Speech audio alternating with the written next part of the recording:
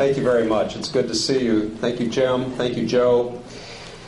Welcome to our live audience, and welcome to viewers of C-SPAN. With this evening's forum, the die is cast. We cross the Rubicon to launch a much-anticipated conference. In fact, one TV executive in Washington called me several weeks ago saying he'd searched high and low for what would be a balanced conference on President Barack Obama, and he said this one filled the bill. Now, why a conference on President Barack Obama and antiquity? First, Mr. Obama is enveloped in the symbols of ancient Greece and Rome. He announced his run for the presidency in Springfield, Illinois, on the steps of a state capitol that brings forth Roman images and architecture. Before his inauguration, he paid homage to Abraham Lincoln at a memorial that resembles a Roman temple. On January 20th, he traveled up Pennsylvania Avenue, up a hill whose name self-consciously evokes Rome's Capitoline Hill, and was greeted by elected representatives called senators.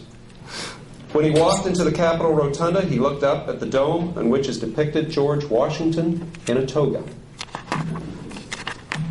He delivered his inaugural address to the nation, a pluribus trying to be an unum.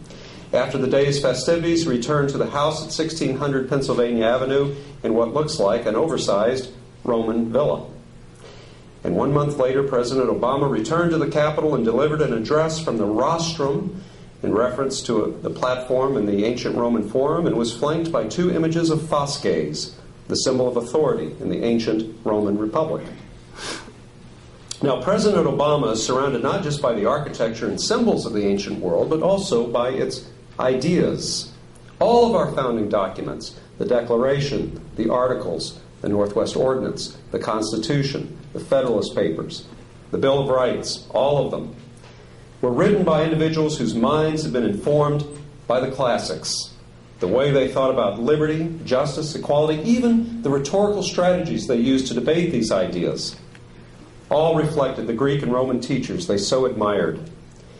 They knew that the ancient world was no stranger to economic meltdowns, dangers in the Middle East, terrorism, civil unrest, and the challenges of finding leaders to match the challenges of their day. And no stranger to the classics or to the founding fathers is tonight's keynote speaker, J. Rufus Fears. More than any other classical scholar I know, he applies the wisdom of the ancients to the challenges of today. Now, this is the third occasion in which we've asked Professor Fears to address our conferences. He teaches classics at the University of Oklahoma, where he holds the G.T. and Libby Blankenship Chair in the History of Liberty. Professor Fears earned his Ph.D. in the classics at Harvard. He's taught at Indiana University and Boston